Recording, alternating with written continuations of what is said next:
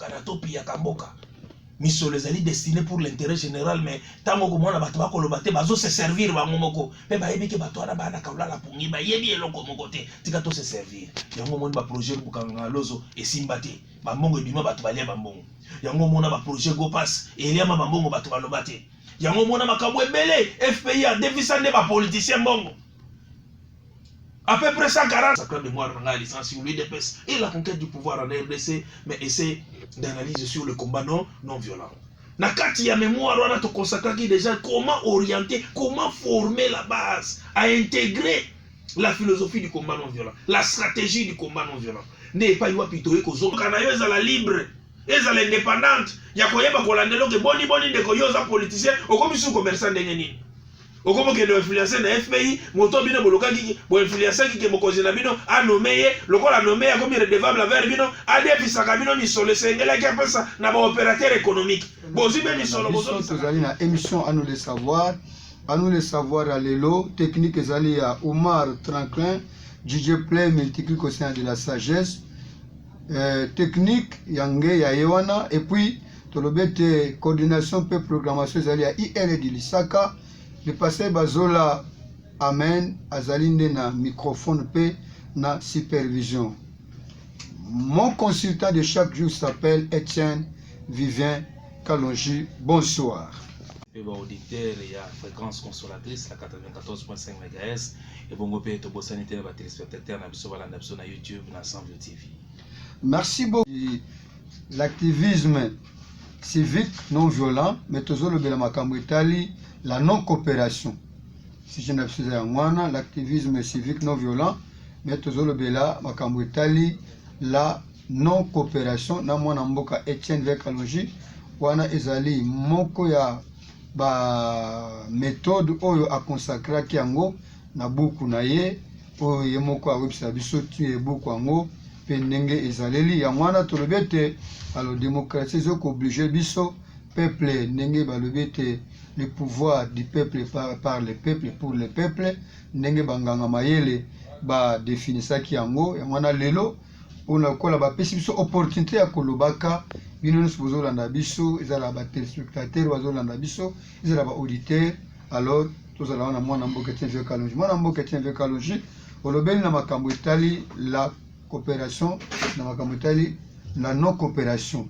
Alors nino lingi koloba na makambo etali non coopération.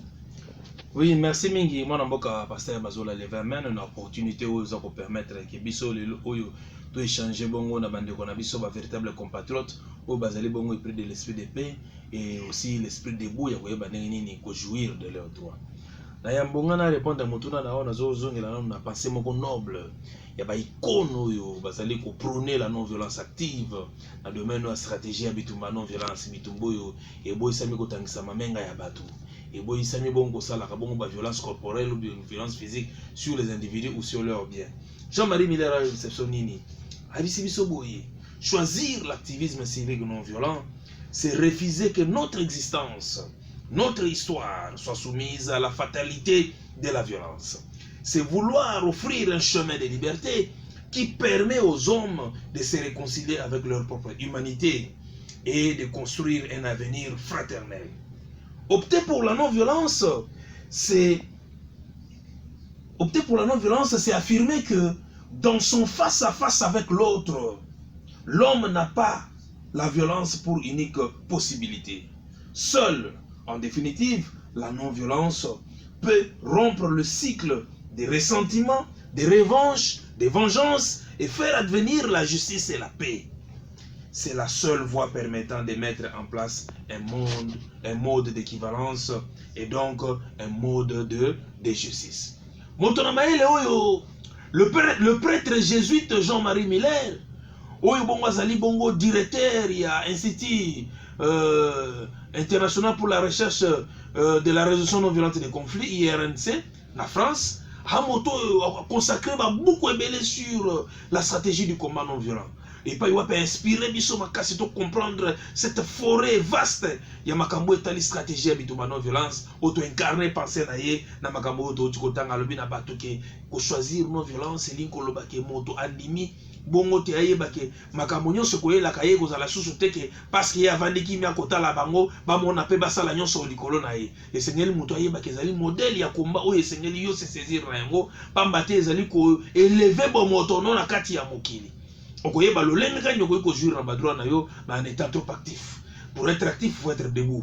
Yango nde lelo oyo tokoscruter na yo avec l'actualité ya mboka na biso pour comprendre pourquoi les gens doivent être actifs pour la revendication de leurs droits, pour la jouissance de leurs droits et pour l'accomplissement de leurs obligations. Pour nous on a la réponse na motuna na yo olobi na biso tokoti bongo lelo yo tofungola buku na biso et bongo na chapitre nango ya mibale oyo ezali concernant makambo etali la non coopération, la non coopération avec le mal, la non coopération avec les injustices, la non coopération avec la médiocrité. Cette non coopération là, c'est un principe où ezokota na kati na bato koyeba ke tango na moni ke makambo ko simba te esengeli nga siko na opte attitude comportementale nini vis-à-vis ya mabe wana. Et cette attitude comportementale, to bengi yango ezali bon consacré na principe to bengi principe de non coopération. Na kati ya principe oyo to consacrer des méthodes, des grandes méthodes. Et pas yo to scruter ki déjà na yo la méthode autogestionnaire. Comment na ku komizo nga moko, n'est-ce pas? L'autonomie de gestion ya makambo nga ni na sala. Lo lenge nga na moni ke bato ba ko sala lo lenge ya l'état mo ini peuple. Et c'est ngel na ngana zo attitude comportementale nini na sangisa batu na lakisa bango orientation combat na yeba bongo ko consacrer ba technique oyo et ko permettre que naza na contrôle ya makambo ngani na bana ko sala ya on est consacrer comme une méthode d'autogestion. Mais lelo to longa na makambo méthode d'autogestion to kota na méthode ya l'action directe. Tika to limbolana na lopoto moke makambo to définir pour la non coopération. C'est un principe de la stratégie de la lutte non violente. Il propose sur l'analyse suivante. Dans une société, ce qui fait la force des injustices, du désordre établi, c'est la complicité, c'est-à-dire la coopération volontaire ou passive de la majorité silencieuse des citoyens. La résistance non violente vise à rompre cette complicité par l'organisation d'actions directes, d'actions collectives de non-coopération avec les structures sociales, économiques ou politiques qui engendrent et maintiennent ces injustices. Makamboyo, to mekaki kopesa déjà na ebandeli nyonso d'une manière brève explication na biso pour te toboya ko coopérer na ba institution zo ko produire makambo ya mabe na modèle de gestion moko ya mabe soki peuple abi ke nonga na vota ki ba représentant nanga ba représentant ba komi kuna ba bongwami ba sali ya bango likita pour ba préserver ba intérêt na bango lokolo yo kisaki ngai bongo maloba ya député moko ya Boanya député moko atondisa mi na Boanya lokola papa Molière. Et puis, il va appeler la Xibiso, papa Nembalemba, à la Xibiso, qui va confouter à Bango 4800 et quelques dollars. Mais Bana va contacter qu'on a besoin de 8 mois de paiement, va produire la loi où ils ont un impact sur le social et le vécu quotidien du peuple. Mais Bango militaire, c'est la Bango salaire. Et bon, on a maillé la Bango Mabé, Batouba Outi n'a été le Licolo, Bajoui Maillé, les Batiango au service du mal. Balobi va produire Bango la loi Oyo, et qu'on ça, Baton a pouvoir exécutif. Pouvoir moko ya makasi ya ko contrôler pouvoir ezali concurrentiel na pouvoir bango exécutif qu'on appelle le pouvoir judiciaire.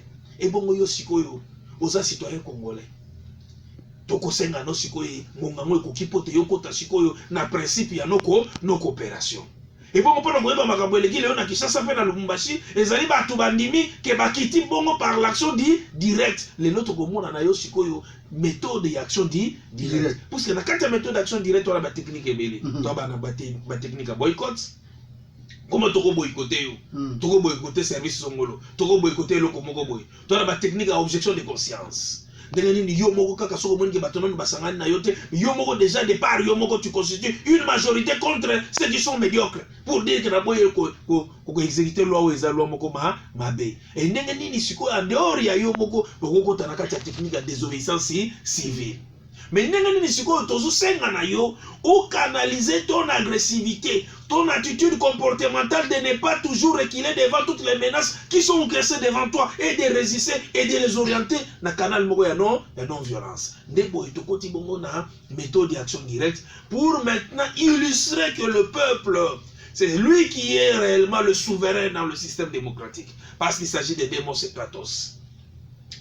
Alors, dans le système, le peuple qui a le pouvoir, il faut que le peuple ait constitué la véritable majorité.